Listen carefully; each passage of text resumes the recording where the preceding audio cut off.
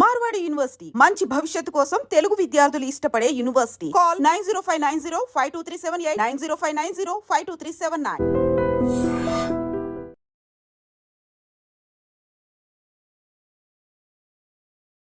Operation Sindoor ఇది మొన్న 7వ తారీఖున ఎప్పుడైతే స్టార్ట్ అయిందో అప్పటి నుంచి కూడా రోజు రోజు డెవలప్మెంట్స్ వస్తూనే ఉన్నాయి.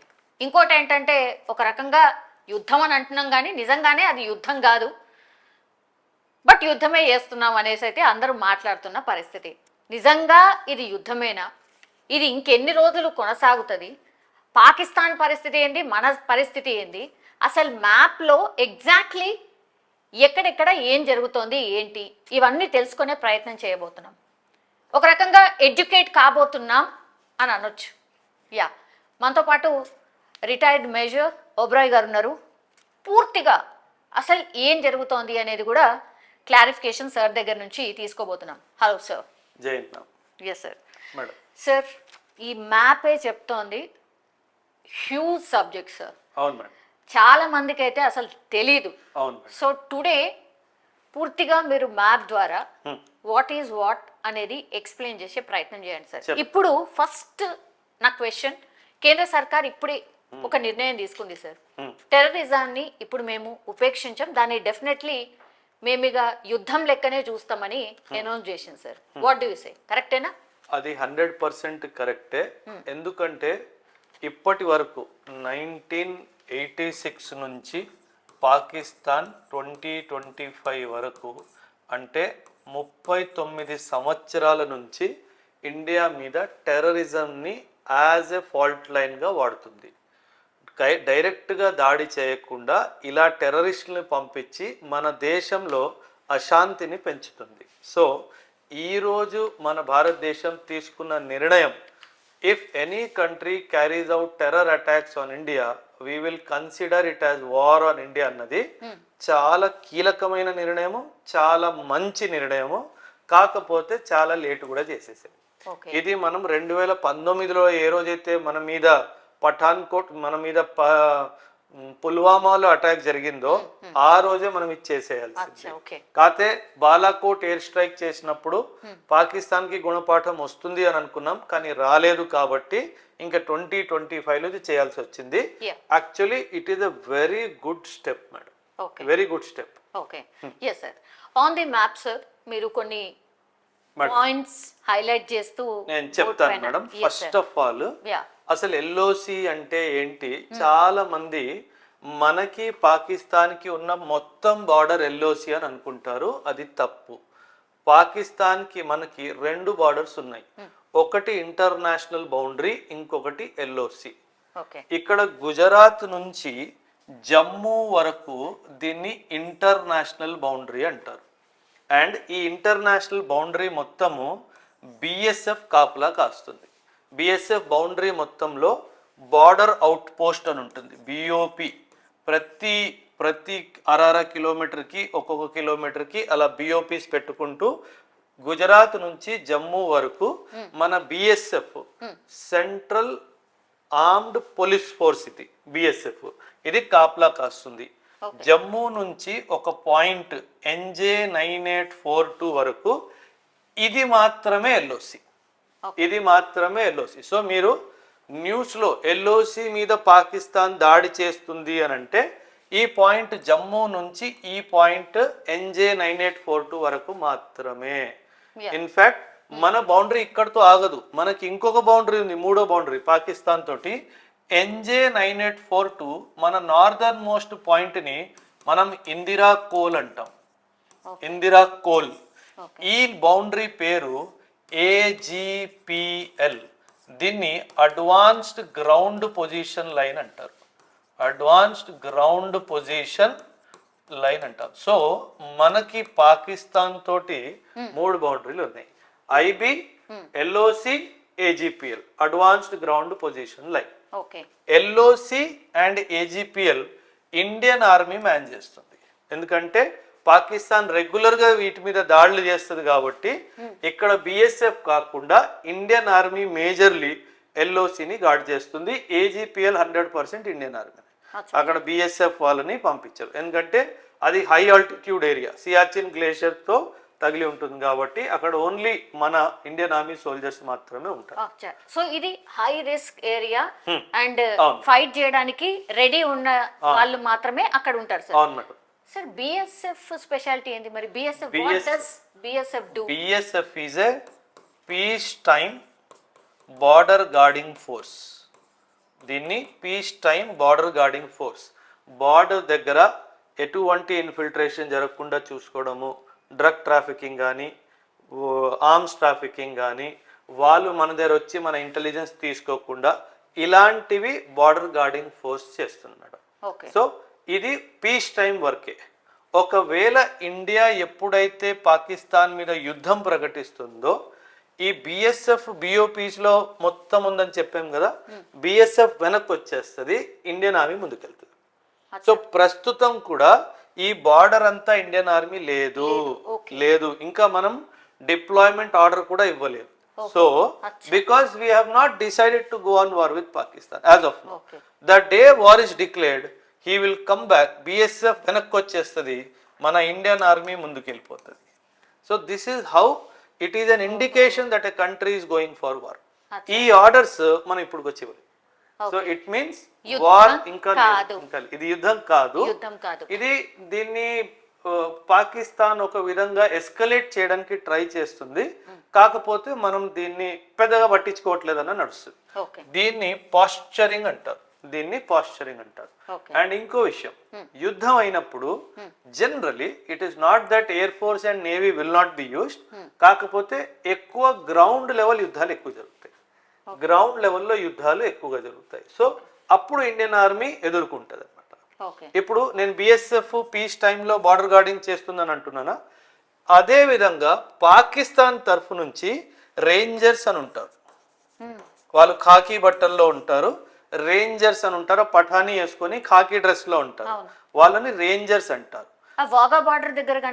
వాళ్ళందరూ రేంజర్స్. సో ఈ రేంజర్స్ మన బిఎస్ఎఫ్ ఎలాంటిదో మనకి, పాకిస్తాన్ కి అలాంటి వాళ్ళు. మనం వెళ్ళి ఎప్పుడైతే ఇండియన్ ఆర్మీ ఆక్యుపై చేస్తుందో అప్పుడు వాళ్ళ పాకిస్తాన్ ఆర్మీ వచ్చి కూడా ఆక్యుపై చేస్తుంది, రేంజర్స్ వెనక్కి వెళ్ళిపోతారు. So this is called deployment అని మనం పదం వింటాం కదా. ఈ డిప్లాయ్మెంట్ ఏంటి అంటే బిఎస్ఎఫ్ వెనక్కి రావడం, ఇండియన్ ఆర్మీ ముందుకెళ్ళడం. ఇది ఎన్ని వేల కిలోమీటర్స్ ఉంటుంది సార్ ఈ బార్డర్? మనము పాకిస్తాన్ తో మన border 3323 kilometers madam. 3323, maybe 1 kilometer నేను అటు ఇటుగా రాసి ఉండొచ్చు, బట్ 3323 కిలోమీటర్స్, 3323 కిలోమీటర్లు. ఈ ఎల్ఓసి వచ్చేసి దాదాపు 700 కిలోమీటర్స్. చాలా long madam. 700 is also very long. దీన్ని కంపారిజన్ చేసినప్పుడు 700 హైలీ యాక్టివ్, చాలా యాక్టివ్ గా ఉంటది. క్రాస్ ఇప్పుడు 22వ తారీఖున మన పహల్గామ్ లో అటాక్ జరిగింది కదా, 22nd ఏప్రిల్. ఆ 22nd ఏప్రిల్ నుంచి ప్రతిరోజు రాత్రి పాకిస్తాన్ ఎల్ఓసికి అవతల మరోవైపు షెల్లింగ్ చేస్తూనే ఉంది, అది కంటిన్యూ అవుతూనే ఉంది, సివిలియన్ ఏరియాస్ మీద వేయడం. ఇప్పుడు మనం రిటాలియేట్ 7వ తారీఖు చేసిన తర్వాత వాళ్ళు డ్రోన్స్ తో అటాక్ చేస్తున్నారు, కానీ 22 తర్వాత వాళ్ళు కంటిన్యూస్ గా షెల్లింగ్ చేస్తూనే ఉన్నారు మన మీద. సో దీన్ని సీజ్ ఫైర్ వైలేషన్స్ అని అంటాం. అంటే పాకిస్తాన్ భారత్ కొన్ని సంవత్సరాల ముందే సీజ్ ఫైర్ అగ్రిమెంట్ ఒప్పందానికి వచ్చారు. సీజ్ ఫైర్ అంటే ఏంటి? ఈ ఎల్ఓసి యాక్టివ్ గా ఉంటది అని చెప్పాను కదా. యాక్టివ్ అంటే ఒకరు కాల్చుకోవడం జరుగుతూనే ఉంటాయి, ఇట్లా మనం కొట్టుకోవద్దు, కాల్చుకోవద్దు అని చెప్పి ఒక సీజ్ ఫైర్ అగ్రిమెంట్ సైన్ చేసుకున్నాం. ఆ సీజ్ ఫైర్ అగ్రిమెంట్ ఉల్లంఘన చేస్తూ ఈ 22వ తారీఖు నుంచి రోజు మన సివిలియన్ ఏరియాస్ మీద బాంబు చేయడం స్టార్ట్ చేసాం. మనం 7వ తారీఖు దాడి చేసే ముందే, అంటే మనము ఏదో ఒకటి చేస్తాము అని ఊహించి ముందే మనల్ని భయపెట్టాలి అనే ఉద్దేశంతో ఈ దాడి స్టార్ట్ చేసాం. త్రివిధ దళాల మీటింగ్స్ ఎందుకు జరుగుతున్నాయి సార్? అంటే బిఎస్ఎఫ్ ఇక్కడే ఉంది కదా, అయినా సరే మరి ఈ త్రివిధ దళాలతో మీటింగ్స్ ఎందుకు? చాలా ఇంపార్టెంట్ మేడం. ఇప్పుడు నేనేం చెప్పాను, ఆర్మీ వెనక్కుంది, బిఎస్ఎఫ్ ముందుకుందని చెప్పాను కదా. ఇప్పుడు మనకు హైదరాబాద్ లో కూడా ఆర్మీ ఉంది, మనకు సికింద్రాబాద్ లో కూడా ఆర్మీ ఉంది, బెంగళూరులో కూడా ఆర్మీ ఉంది, కల్కట్టాలో కూడా ఆర్మీ ఉంది, ఢిల్లీలో కూడా ఆర్మీ ఉంది. ఇలా ఆర్మీ ఇండియా మొత్తంలో స్ప్రెడ్ అయి ఉంటుంది. పీస్ టైంలో ఆర్మీకి బార్డర్తో పని లేదు. ఇది చాలా మందికి తెలియదు ఈ విషయం. ఆర్మీకి పీస్ టైంలో బార్డర్తో ఏ పని లేదు, ఎందుకంటే బిఎస్ఎఫ్ చూసుకుంటది కాబట్టి. అదే బంగ్లాదేశ్ కూడా బిఎస్ఎఫ్ చూసుకుంటది కాబట్టి. అదే నేపాల్, భూటాన్ అయితే ఎస్ఎస్జి అని మనకు ఒక సంస్థ ఉంది, సశస్త్ర సీమా బల్, సశస్త్ర సీమా బల్ అని చెప్పేసి ఒక సంస్థ ఉంది, వాళ్ళు చూసుకుంటారు. ఆర్మీ పని ఏంటంటే పీస్ టైంలో ఉన్నప్పుడు వార్కి ప్రిపేర్ అవ్వడం. ఆర్మీ రెండు పనులు మేడం, ఏదో యుద్ధం పోరాడడం లేదా యుద్ధానికి ప్రిపేర్ అవ్వడం, ఈ రెండే పనులు. So if it is in the peace station it is preparing for war. ఇప్పుడు ఎల్సీ రోల్లో వచ్చింది అంటే దే ఆర్ ఫైటింగ్ వార్, అదనమాట. సో వీళ్ళు ఇప్పుడు ఖచ్చితంగా ఆర్మీ ఇంకా మంది వెనక్కి ఉంది, ఓన్లీ ఎల్సీలో ఉన్న యూనిట్స్ మాత్రం డిప్లాయిడ్గా ఉన్నాయి.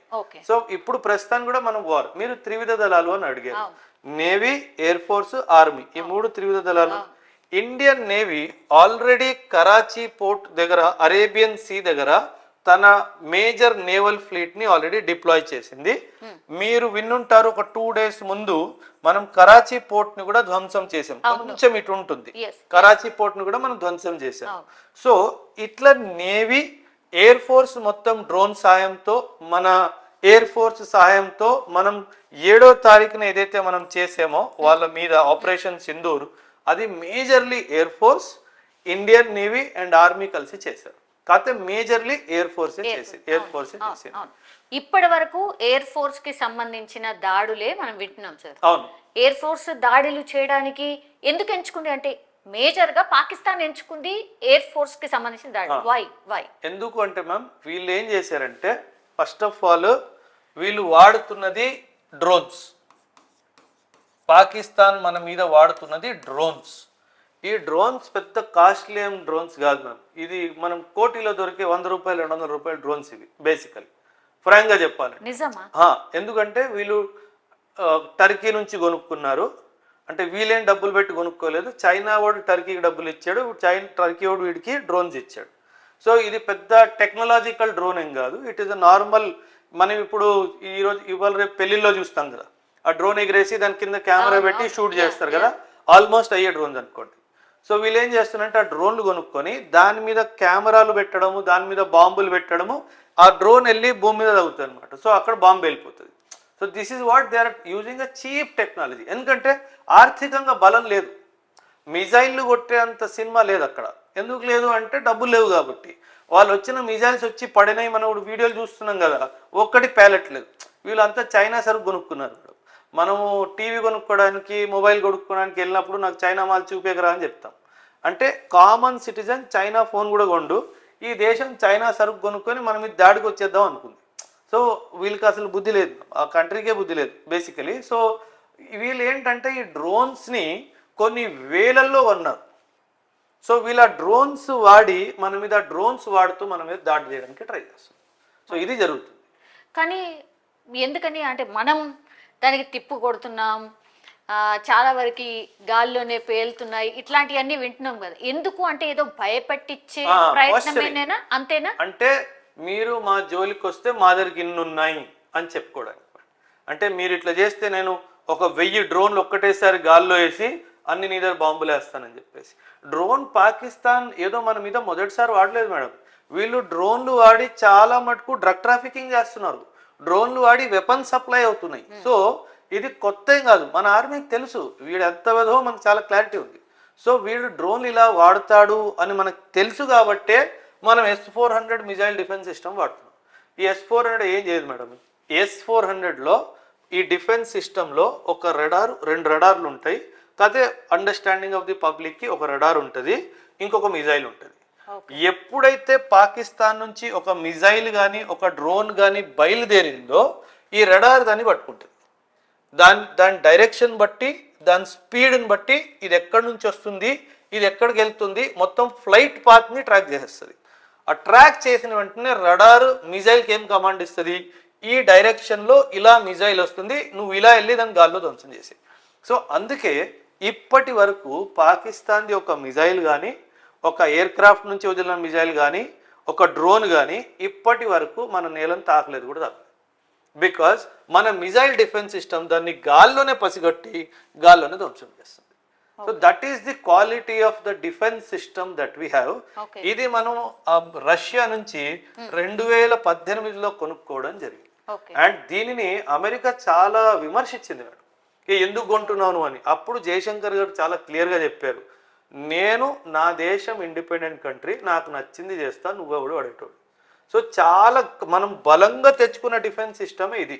ఈరోజు లేకపోతే ఏం జరిగింది?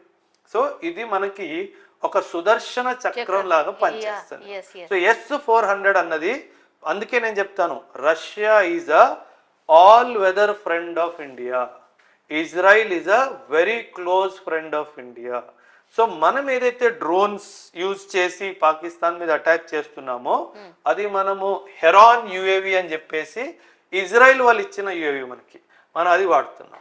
అండ్ ఆల్సో మన దగ్గర MQ-9 రీపర్ డ్రోన్ అనేసి, ఇది మనం అమెరికా నుంచి కొనుక్కున్న డ్రోన్స్, వీటిని కూడా మనం వాడుకుంటాం. మేడం ఇంకో విషయం, ఆపరేషన్ సింధూర్ ఏదైతే మనం చేసామో ఇది phase 1 అనుకోండి, ఇలా ఒక 1000 ఫేజ్లు కూడా అవ్వచ్చు. ఎందుకంటే ఇండియాకు చాలా క్లియర్గా ఒక గోల్ ఉంది. మోడీ గారు మొదటి రోజు ఏం చెప్పారంటే, పాకిస్తాన్ భూమి మీద ఎప్పటి వరకు అయితే చివరాఖరి టెర్రరిస్ట్ ఉంటాడో అప్పటి వరకు ఆపరేషన్ సింధూర్ నడుస్తూనే ఉంటుంది. అది 2 సంవత్సరాలు పట్టొచ్చు, 5 సంవత్సరాలు పట్టొచ్చు, 10 సంవత్సరాలు పట్టొచ్చు, 20 సంవత్సరాలు పట్టొచ్చు. చివరాఖరి టెర్రరిస్ట్ చనిపోవాలా లేదా నువ్వు నాకు అప్పగించాలా, అప్పటిదాకా నిన్ను వదిలేదు లేదు అని చెప్పి చాలా స్పష్టంగా చెప్పారు. అందుకే నేను కూడా ఏం చెప్తున్నాను అందరికీ, ఇది ఒక్క రోజుతో 2 రోజులతో నెల రోజుల్లో వారం రోజుల్లో అయిపోయేది కాదు. It will go for a long long long period of time. Okay sir, అంటే ఓకే ఉగ్రవాదుల్ని పూర్తిగా ఎరాడికేట్ చేయాలి, అది అందరి ముందున్న పెద్ద సవాల్ సార్. కానీ పాపం మా బార్డర్ లో ఉన్న ప్రజలు పాపం వాళ్ళు వాళ్ళ ఇంటి దగ్గర ఉండకుండా ఎట్లా వాళ్ళ జీవనం చాలా ఇది అంటే this is the unlucky part. అంటే పాపం జమ్మూ అండ్ కాశ్మీర్ కానీ, హర్యానా, పంజాబ్ కానీ, రాజస్థాన్ కానీ, గుజరాత్ కానీ, వీళ్ళు బార్డర్ విలేజెస్ అయ్యేటప్పటికి ఏ చిన్న గొడవ జరిగినా ఫస్ట్ అటాక్ వాళ్ళ మీదే వస్తుంది. సో పాపం వాళ్ళందరినీ బార్డర్ ఖాళీ చేయించి వాళ్ళని సేఫ్ ప్లేస్లో పెట్టడం, వాళ్ళకి ఫుడ్ పెట్టడం, వాళ్ళకి క్లోదింగ్ ఇవ్వడం, వాళ్ళకి షెల్టర్ ఇవ్వడం, మెడిసినల్ సప్లై, వాటర్ సప్లై, ఇదంతా గవర్నమెంట్ చేస్తుంది. ఇది మనకు ఖర్చే మేడం. పాకిస్తాన్ వాడు వదవ మేడం, వాడికి కావాల్సిందే మనం ఖర్చు చేయాలి. అంటే 1947లో మనం పుట్టాము, 1947లో వాడు పుట్టాడు. వాడికి ఈర్ష ఏంటంటే ఇండియా ఎక్కడికో వెళ్ళిపోయింది, నేను అడుక్కునే తినే పరిస్థితిలోనే. వాడి వచ్చే 200 సంవత్సరాలు కూడా ఇలాగే అడుక్కు తింటాడు. నేను వెళ్ళిపోతాం, కానీ వాడి పరిస్థితి మాత్రం ఇలాగే ఉంటుంది. వాడు అడుక్కు తినడానికే పుట్టాడు, వాడు అడుక్కు తింటూనే బతుకుతాడు, వాడు అడుక్కు తింటూనే సస్తాడు. అండ్ ఇంకో విషయం, చైనా కానీ అమెరికా కానీ పాకిస్తాన్ని ఎప్పటికీ కొలాప్స్ అవ్వనివ్వవు, ఎప్పటికీ కొలాప్స్ అవ్వనివ్వవు. వాడు చచ్చిపోతున్నాడు అనగానే ఊపిరి పోస్తారు. ఎలా పోస్తారు? డబ్బులు ఇచ్చి. ఇప్పుడు ఈ రోజు IMF డబ్బులు ఇచ్చింది కదా, $1 బిలియన్. $1 బిలియన్ ఎప్పటి నుంచో అడుగుతున్నారు కదా సార్, ఇప్పుడు ఎందుకు ఇచ్చిండ్రు? అదే దట్ ఈస్ వాట్ వీళ్ళు ఏంటంటే మ్యామ్, వీళ్ళందరూ తోడు దొంగలు. America to be blamed very big. IMFలో రూపాయి రావాలంటే అమెరికా మంజూరు లేనిది రాదు. క్లియర్? IMF నుంచి మనకు రూపాయి రావాలి అంటే అమెరికా ఎస్ అంటే కానీ రాదు. ఇప్పుడు IMF పాకిస్తాన్కి $1 బిలియన్, $2 బిలియన్ ఇచ్చింది అంటే అమెరికా ఎస్ అన్నాడు కాబట్టి ఇచ్చింది. అమెరికా కూడా ఎస్ ఎందుకు అన్నది? పాకిస్తాన్ ఈ డబ్బులు వాడి వెపన్స్ కొనుక్కుంటాడు. ఈ డబ్బులు వాడి వెపన్స్ ఎవరి నుంచి కొనుక్కుంటాడు? అమెరికా నుంచి కొనుక్కుంటాడు. సో టెక్నికలీ అమెరికా IMF నుంచి డబ్బులు డైరెక్ట్గా వాళ్ళ అకౌంట్లో తెచ్చుకోకుండా వయా పాకిస్తాన్ వాళ్ళ అకౌంట్లోకి తెచ్చుకుంటారు. ఇది వీళ్ళు చేసే దుర్మార్గత్వం. ఈ రోజు కాదు, గత 1945 నుంచి అమెరికా చేస్తున్న యదవ పనే ఇది. వార్ కండిషన్స్ క్రియేట్ చేయాలి అండ్ వార్ కండిషన్స్ క్రియేట్ చేసి బిజినెస్ చేయాలి. ఇది అమెరికా చేసిన మీరు వియత్నాం చూడండి, ఆఫ్ఘనిస్తాన్ క్యాంపెయిన్ చూడండి, టర్కీ క్యాంపెయిన్ చూడండి, ఇజ్రాయెల్ పాలెస్టీన్ గొడవ చూడండి, కొరియన్ వార్ చూడండి.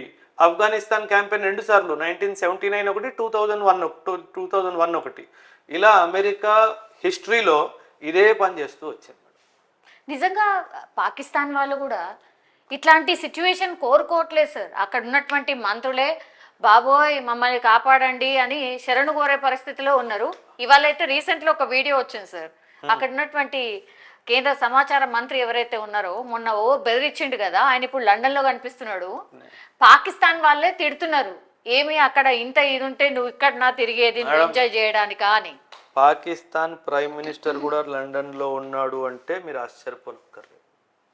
పాకిస్తాన్ డిఫెన్స్ మినిస్టర్ కూడా లండన్ లో ఉన్నాడు అంటే మీరు ఆశ్చర్యపోనక్కర్లేదు. వీళ్ళు పక్కన పెట్టండి, పొలిటికల్ లీడర్స్ కదా. పాకిస్తాన్ చీఫ్ కూడా లండన్ లో ఉన్నాడంటే మీరు ఆశ్చర్యపోనక్కర్లేదు. వీళ్ళు పిరికి పందులు, వీళ్ళు పారిపోతారు. యుద్ధ భూమిని వదిలి పారిపోవడము వీళ్ళ బేసిక్ లక్షణం. ఇది మొదటిసారి జరగలేదు. ఏ పాకిస్తాన్ హైయర్ అఫీషియల్ వాళ్ళ ఫ్యామిలీ మెంబర్స్ పాకిస్తాన్లో ఉండరు. వాళ్ళందరూ లండన్లో, అమెరికాలో, కెనడాలోనే ఉంటారు. వీళ్ళు జనాల్ని మూర్ఖులు చేస్తూ డబ్బులు సంపాదిస్తూ మన ఫ్యామిలీస్కి విఐపి ట్రీట్మెంట్స్ ఇస్తారు.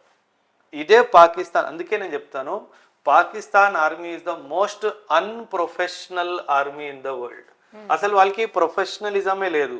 ఒక ఆయుధం నడపడం రాదు, ఒక మిలిటరీ టాక్టిక్స్ రాదు, ఒక military drill, discipline, professionalism zero అన్న ఏం పర్వాలేదు. కాకపోతే కసి ఉంటుంది, చెయ్యాలి, ఇండియాని చంపేయాలి అని కసి ఉంటుంది, కానీ సత్తా ఉంటుంది. ఇది పాకిస్తాన్. ఎన్ని రోజులు సాగుతుంది సార్ ఇట్లా? మరి అసలు వాళ్ళకే నిజంగా యుద్ధం చేయాలని వాళ్ళకే లేదు, అయినా సరే ఓ మాటలు మాత్రము భయంకరం చేయాలి అని లేదు అని పూర్తిగా చెప్పడానికి కూడా లేదు.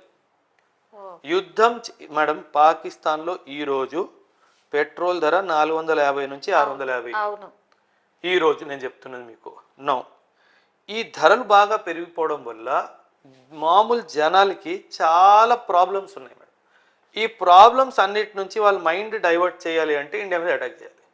సో మామూలు జనాలు ఏమవుతుంది, 650 రూపాయలు పర్వాలేదు పెట్రోల్, ఇండియాని చంపండి. సో వాళ్ళ మైండ్ని డైవర్ట్ చేయడానికి ఇలాంటివి 10 సంవత్సరాలకి 15 సంవత్సరాలకి ఏదో ఒకటి వీళ్ళు ఇలాగా చేస్తూ ఉంటారు. సో అది ఇంగ్లీష్లో ఒక ప్రావర్బ్ ఉంది madam, you can choose your friends but not your neighbours అని. మన మిత్రులను కోరుకోవచ్చు, ఆచ వీడు నాకు కావాలి, వీడు నాకు వద్దు అని. కానీ మన నైబర్స్ని మనం అలా కోరుకోవడానికి లేదు. వాళ్ళు ఎవరైతే మన అదృష్టం దురదృష్టం దాన్ని బట్టి. కానీ మన దగ్గర మరి హై అలర్ట్ ఉంటుంది కదా, ఢిల్లీని టార్గెట్ చేశారని, లేకపోతే గుడ్లను టార్గెట్ చేశారని. జమ్మూ కాశ్మీర్లో అయితే పాపం సివిలియన్స్ ని టార్గెట్ చేసిండ్రు, అక్కడ కొంతమంది చనిపోయినరు. ఒమర్ అబ్దుల్లానే డైరెక్ట్ వెళ్ళిన పరిస్థితి సార్. ఇది ఎట్లా మరి?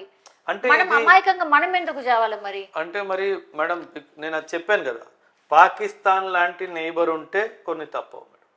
ఎందుకంటే వాడు మూర్ఖుడు, వాడికి హ్యూమన్ వాల్యూస్ తెలీదు, వాడికి వాల్యూ సిస్టమ్ లేదు అసలు. మేడం 3 రోజుల ముందు, ఏప్రిల్ 22కి 3 రోజుల ముందు వాళ్ళ ఆర్మీ చీఫ్ ఏం చెప్పాడు, చాలా స్పష్టంగా చెప్పాడు, హిందూ ఆర్ ముసల్మాన్ కలిసి ఉండలేరు. వాడికి ఎందుకు, నా దేశంలో కలిసి ఉంటున్నారు భయ్, నీకెందుకు? కానీ వాడు అట్లా కాదు. ఉండలేరు అంటే ఏంటి స్టేట్మెంట్, నేను ఏదో చేయబోతున్నాను అని సంకేతం. మనం అప్పుడే పసిగట్టేసాము. వాడు ఏ రోజైతే ఆ బ్రీఫింగ్ చేసాడో మనకు ఆ రోజు అర్థమైపోయింది, ఈ ఎదవ పని ఏదో ఒకటి చేస్తాడు. కాకపోతే పహల్గామ్ దాడి మనం ఆపలేకపోయాం, అక్కడ వాడు సక్సెస్ అయిపోయాడు. అది ఆపగలిగితే మాత్రము అల్టిమేట్ సక్సెస్ అయ్యేది. సో అక్కడ మనం ఎందుకంటే పహల్గామ్లో ఎవరైతే ఉగ్రవాదులు వచ్చారో ఆయన అనౌన్స్మెంట్ చేసిన తర్వాత రాలేదు, వాళ్ళు ముందే వచ్చి కూర్చున్నారు కాబట్టి మనం పసిగట్టుకోలేకపోయాం. లేదంటే దొరికేది ఇప్పటికీ కూడా వాళ్ళు దొరకలేదు మేడం. ఎట్లా ఆర్మీ ఒక ఆపరేషన్ చేస్తున్నాం, దాన్ని కాసో అంటారు. కాసో అంటే కార్డన్ అండ్ సర్చ్ ఆపరేషన్. ఒక ఏరియాని చుట్టుముట్టి అలా లోకల్ గా వెళ్ళి మొత్తం ప్రతి ఊర్లో, ప్రతి విలేజ్ లో, ప్రతి ఇంట్లో మొత్తం సర్చ్ చేస్తారు. ఆ ప్రాసెస్ జరుగుతుంది. నా అనుమానం త్వరలో వాళ్ళని కూడా పట్టుకుంటాం, ఖచ్చితంగా పట్టుకోవడం జరుగుతుంది. మనకి న్యాయం జరగాల్సిందే. 6 కాదు, పాకిస్తాన్లో ఉన్న 30,000 మంది టెర్రరిస్ట్ని చంపాలి, హాఫీజ్ సయీద్ని చంపాలి, మసూద్ అజర్ని చంపాలి. దానికి ఎంత ఖర్చైనా పర్వాలేదు, ఎన్ని రోజులు ఆర్మీ బార్డర్లో ఉండాల్సి వచ్చినా పర్వాలేదు, మనం ఎంత ఎయిర్ ఫోర్స్ వాడాల్సి వచ్చినా పర్వాలేదు, ఇంటర్నేషనల్ మీద ఎంత ప్రెషర్ వచ్చినా పర్వాలేదు, ఇది ఖచ్చితంగా చేసి తీరుతామని చెప్పేసి మన భారత ప్రధాని గారు చెప్పింది మన అందరికీ చాలా స్పష్టంగా అర్థమైపోయింది. నేను అందుకే ఇండియాకి ఒక కొత్త పేరు ఇద్దాం అనుకుంటున్నాను. ఆ పేరు ఏంటంటే ఇజ్రాయిల్ ఆఫ్ ద ఈస్ట్. ఏ విధంగా అయితే ఇజ్రాయిల్ ఎనిమీస్తో చుట్టుముట్టు ఉందో, అందరినీ షటప్ కాల్ ఇస్తుందో, అదే విధంగా మనం వీడిని ఈ విధంగా కూడా ఫ్యూచర్లో షటప్ కాల్ ఇచ్చే టైం వస్తుంది. సో అందరికీ షటప్ కాల్ ఇస్తాము. అందుకే ఇండియాకి కొత్త పేరు ఇజ్రాయిల్ ఆఫ్ ద ఈస్ట్.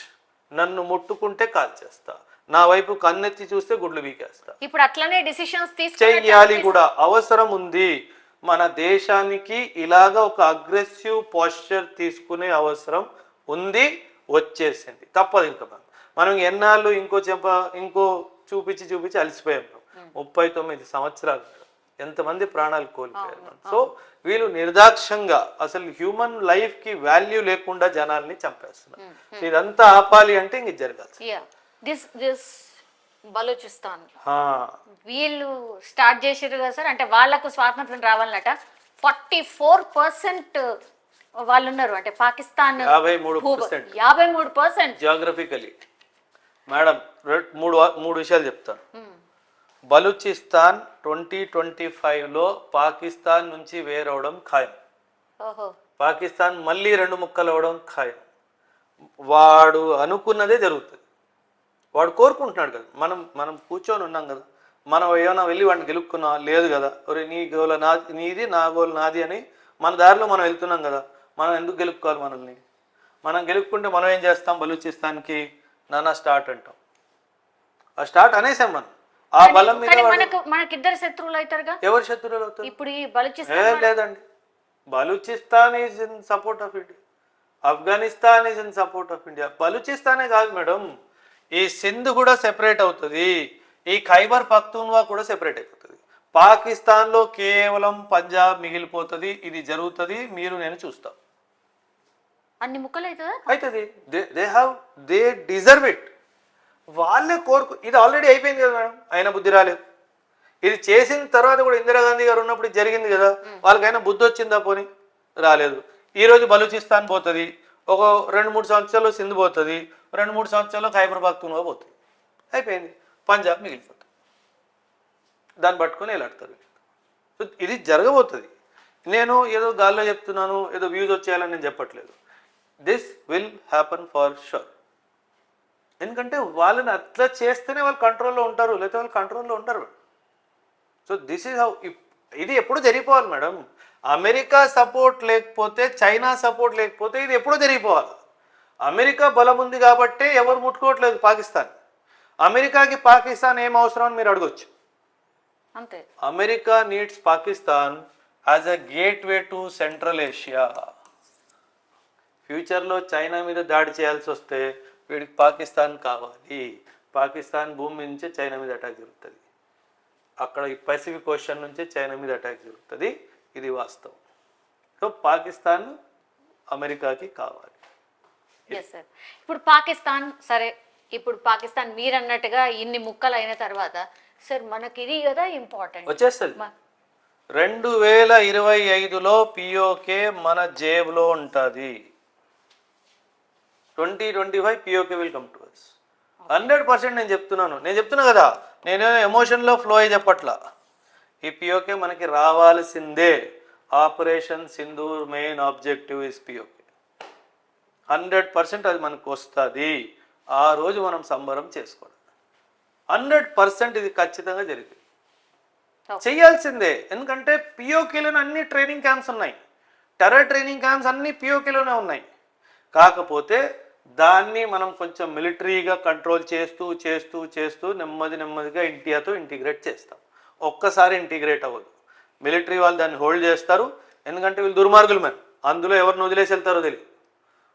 ఒక్కరిని జల్లెడు పట్టినట్టు బట్టి అసలు వాడు ఏంటి, వాడు అక్కడ ఎందుకున్నాడు, వాడు ఏంటి, మనస్తత్వం ఏంటి, ఇండియాకు విరుద్ధంగా ఉన్నాడా, ఆలోచన తీరు ఎలా ఉంది, అసలు వాడి కనెక్షన్స్ ఏంటి, ఇవన్నీ ఎస్టాబ్లిష్ చేసిన తర్వాత నెమ్మదిగా పాకిస్తాన్ బయటికి వెళ్ళిపోతుంది. అండ్ మనం మొత్తం పిఓకేని ఆక్యుపై చేస్తాము. నెమ్మదిగా పిఓకే మొత్తం కూడా ఇండియాలో ఇంటిగ్రేట్ అయిపోతుంది. ఇది జరుగుతుంది. ఇది 50 సంవత్సరాలు కూడా పట్టచ్చు, కానీ ఇది జరుగుతుంది. ఫిజికల్గా ఇప్పుడు ఆక్యుపై చేసేస్తాం, ఫిజికల్ ఆక్యుపేషన్ అయిపోతుంది. కానీ దాని ఫిల్టరింగ్ ప్రాసెస్ టైం. ఎందుకంటే వీళ్ళు 80 సంవత్సరాల నుంచి పాకిస్తాన్ కింద ఉన్నారు. సో వాళ్ళు మనస్తత్వం ఎలా ఉందో ఇవన్నీ క్యాలిక్యులేషన్స్ ఉంటాయి. సో అదంతా దాన్ని ఒక కంట్రోల్డ్ టెరిటరీగా యూజ్ చేసి కొన్ని సంవత్సరాలు దాన్ని కంట్రోల్ చేసి అప్పుడు నెమ్మదిగా దాన్ని కూడా ఇండియాలో ఇంటిగ్రేట్ చేయడం స్టార్ట్ చేస్తారు. యా ఇంకా ఎన్ని రోజులు ఇంకా కొంత టెన్షన్ ఇట్లాంటి వాతావరణం ఇంకెన్ని రోజులు ఉండొచ్చు సార్? నెలలు నెలలు బాగా నెలలు ఉండొచ్చు. ఎందుకంటే పాకిస్తాన్ అంత ఈజీగా వదిలే దేశం కాదు. బలం లేకపోయినా గొడవ చేసుకునే కెపాసిటీ ఉంది కాబట్టి, అండ్ అందులో ఇప్పుడు IMF ఇచ్చిన $1 బిలియన్ ఇచ్చాడు కాబట్టి ఆ డబ్బులు ఇంకా వస్తాయి కాబట్టి మళ్ళీ ఏదో పని చేస్తాడు. వీఆర్ ప్రిపేర్డ్ మేడం, పర్వాలేదు. మనకి చాలా ఆర్థిక స్తోమత, మిలిటరీ స్తోమత, పొలిటికల్ డిసిజన్ చెయ్యాలి అనే ఒక ఆలోచన, ఇంటర్నేషనల్ సపోర్ట్ అన్నీ ఉన్నాయి. అతను అదే పాకిస్తాన్ వాడు అదే ఎదురు చూస్తున్నాడేమో, మనం ఏదైనా మిస్టేక్ చేయకపోతామా అప్పుడు ఇంటర్నేషనల్లీ వీళ్ళని బ్లేమ్ చేయకపోతామా అన్న స్టైల్లో. ఒక్క మాట మేడం, సివిలియన్ కి ఒక్క మాట మీకు సంబంధించిన చెప్తున్నాను, ప్లేన్ ని ముందర పెట్టి డ్రోన్ వెనకాల నుంచి పెడితే పిరుకోలు వీళ్ళు పిరుకోలు మేడం. చెప్తున్నాను కదా, అమెరికా ఫోన్ చేసి ఇండియాకి యుద్ధం ఆపేయమన్నా ఇండియా ఆపమా ఆపం, మనం ఫిక్స్ అయిపోయాం. ఇప్పుడు అమెరికా మీద ఒక్కటే దాడి జరిగింది 2001లో. అవును, నీ మీద ఒక్క దాడి జరిగితే నువ్వు అమెరికా నుంచి వచ్చి ఆఫ్ఘనిస్తాన్ మీద అటాక్ చేసినావు. నాకు 39 సంవత్సరాల నుంచి దాడి జరుగుతుంది, నాకు అధికారం ఉంది వెళ్ళి వాడిని కొట్టేది. అందులో అది నా భూమి, ఆ భూమి కూడా నాది. వాడు అక్కడే కదా అన్ని టెర్రరిస్ట్ క్యాంపులు పెట్టి తమాషా చేస్తున్నాడు. సో ఖచ్చితంగా అమెరికా నో అని కూడా వద్దు. మీడియాలో చెప్తుంది ఇండియా మీరు ఆపండి ఆపండి అని, వెనక నుంచి చేసుకోరా అంటుంది. అదే జరుగుతుంది అండ్ అది జరుగుతుంది, ఖచ్చితంగా జరుగుతుంది. కాకపోతే పాకిస్తాన్ మీద మేజర్ అటాక్ చేయడానికి పర్మిషన్ ఇవ్వకపోవచ్చు, అది వాళ్ళకి మంచిది కాదు కాబట్టి, లాంగ్ టర్మ్ లో వాళ్ళకి మంచిది కాదు కాబట్టి అలా. So all over we have covered everything, almost everything. Yeah so next further గా కూడా ఇట్లాంటి టెన్షన్ వాతావరణం అయితే కంటిన్యూ ఉంటది. మనం ప్రిపేర్ అయిపోవాలి, మైండ్ ప్రిపేర్ అయిపోవాలా. సైరన్ విన్న వెంటనే తమ ఇళ్లలోకి వెళ్ళిపోవడాలు, బాల్కనీలో నిల్చొని వీడియో తీయడాలు, ఫోటోలు తీయడాలు చేయొద్దు. బ్లాక్అవుట్ ఘోషిస్తే గనక ఖచ్చితంగా బ్లాక్అవుట్ ని ఫాలో అవ్వాలి. ఇంట్లో ఇన్వర్టర్ ఉందని చెప్పి, బ్యాటరీ ఉందని చెప్పేసి లైట్లు వేయకూడదు. అది బ్లాక్అవుట్, దానికి ఒక అర్థం ఉంది. ఎనిమి విమానం మన ఏరియా మీద నుంచి వెళ్తున్నప్పుడు బ్లాక్అవుట్ ఉంటే వాళ్ళు మోసపోతారు, ఇంకా టౌన్ రాలేదేమో అనుకొని ముందుకు వెళ్ళిపోతారు. అందుకని చెప్పి బ్లాక్అవుట్లు విధిస్తారు. ఖచ్చితంగా బ్లాక్అవుట్ నియమాలు కూడా పాటించాలి. ఒకవేళ మీ ఏరియాలో ఏమైనా బాంబు విస్ఫోటము అలా ఏమైనా జరిగితే ఖచ్చితంగా ఎవరైనా అక్కడ ఇరుక్కున్న వాళ్ళని, ఏమైనా ప్రాబ్లమ్స్ ఉన్న వాళ్ళని హెల్ప్ చేయడానికి as a civil society spirited సిటిజన్స్గా మీరందరూ ముందుకు రావాలి. పోలీస్ని, హోమ్ గార్డ్స్ని, ఫైర్ ఫైటింగ్ టీమ్స్ని వీళ్ళందరినీ సపోర్ట్ చేయాలి. Yes sir, last question sir, Hyderabad కూడా ఎప్పుడు హై అలర్ట్ లో ఉంటుంది, హై అలర్ట్ అంటున్నారు. ఎందుకు సార్? మనం ఎన్నో ఉన్నాం కదా, అయినా మనం ఎందుకు ఉన్నాం హై అలర్ట్ లో? Good question. హైదరాబాద్ లో న్యూక్లియర్ ఫ్యూయల్ కాంప్లెక్స్ ఉంది. So we are one of the probable targets of Pakistan. కాకపోతే air defence system is in place. రూపాయి భయపడడానికి అవసరం కూడా లేదు. పాకిస్తాన్ భయపెడతా ఉంటాడు, మేము మీద న్యూక్లియర్ వెపన్ వాడేస్తాం అనేసి. అదంతా న్యూక్లియర్ బ్లఫ్, వాడికి అంత సినిమా లేదు. వాడితే కనుక సేమ్ S-400 ఆ మిజైల్ లాంచ్ అయిన వెంటనే వాడు ఆకాశంలోనే ధ్వంసం చేస్తాడు, వాడే సస్తాడన్న విషయం వాడు క్లారిటీ ఉంది. అందుకే మీరు గమనించారో లేదో మేడం, ఏ రోజైనా ఇప్పటి వరకు పాకిస్తాన్ మిలిటరీ వాడు మేము న్యూక్లియర్ వెపన్ వాడతామని ఏనాడు అన్నారు? రైల్వే మినిస్టరు, హోంశాఖ, మన ఇన్ఫర్మేషన్ బ్రాడ్కాస్టింగ్, అగ్రికల్చర్ మినిస్టర్ వీళ్ళే వాడుతున్నారు తప్పితే పాకిస్తాన్ మిలిటరీ వాడికి ఖచ్చితంగా తెలుసు నేను వాడితే నేనే సస్తాను క్లారిటీ వాడుకుంది. అండ్ ఇంకో విషయం, న్యూక్లియర్ టెక్నాలజీ గురించి చెప్తాను. న్యూక్లియర్ వార్ హెడ్ ప్రొజెక్టైల్ వేరువేరుగా ఉంటాయి. వీటిని కలిపే ప్రాసెస్ ని మేటింగ్ అంటారు. సో న్యూక్లియర్ బాంబు ప్రొజెక్టైల్ ఏదైతే బాంబు పేలుతుందో దాంట్లో న్యూక్లియర్ కణాలు కలుస్తాయో ఇవి రెండు వేరేగా పెడతారు. ఇవి రెండింటిని జాయిన్ చేయడం ప్రాసెస్ ని మేటింగ్ ప్రాసెస్ అంటారు. మన intelligence agencies Pakistan nuclear war head projectile రెండింటి మీద ఒక కన్ను ఉంది. ఏ రోజైతే ఇది కలిసిందో ఆ రోజు వాడు ఇవ్వడానికి మనం వెయిట్ చేయము, మనమే కొడతాం 100%. ఎందుకంటే రాజ్నాథ్ సింగ్ గారు 2022లో చాలా ఖచ్చితంగా ఒక మాట చెప్పారు, if I get a intelligence that Pakistan is going to attack India through nuclear weapon, I will not wait for him to attack, I will attack first అని చెప్పాడు. సో ఇప్పుడు నువ్వు మీటింగ్ చేసేసావంటే అది ఆడుకోవడానికి కాదు కదా మేడం, నా మీద కొట్టడానికే కదా. ఇది నువ్వు the moment meeting is confirmed I will blast it. నువ్వు నా మీద వేసేంత వరకు నేను వెయిట్ చేయను, నేనే వస్తా, కమింగ్ బ్రో అనేసి నేనే వస్తా. అది ఇది జరుగుతుంది. So don't worry, nuclear weapon వాడే దమ్ము పాకిస్తాన్కి లేదు. 1999లో కార్గిల్ యుద్ధం మనం 3 నెలలు గొడవ, కార్గిల్ యుద్ధం 3 నెలలు నడిచింది. 3 నెలలు రాని ధైర్యం 3 రోజులు ఎట్లా వస్తుంది? అస్సలు భయపడాల్సిన అవసరం. ఫుల్ ఇంటెన్స్ బ్యాటిల్ అంటాం మనం. ఇంటెన్స్ బ్యాటిల్ పాకిస్తాన్ వాళ్ళు బాగా సాగిస్తే 10 రోజులు, 10 రోజులా బాగా సాగిస్తే, అది కూడా బాగా సాగిస్తే 10 రోజులు, ఆ తర్వాత మోకాల మీద పడిపోతాడు. నన్ను క్షమించి తండ్రి అని చెప్పి అడగాల్సిందే.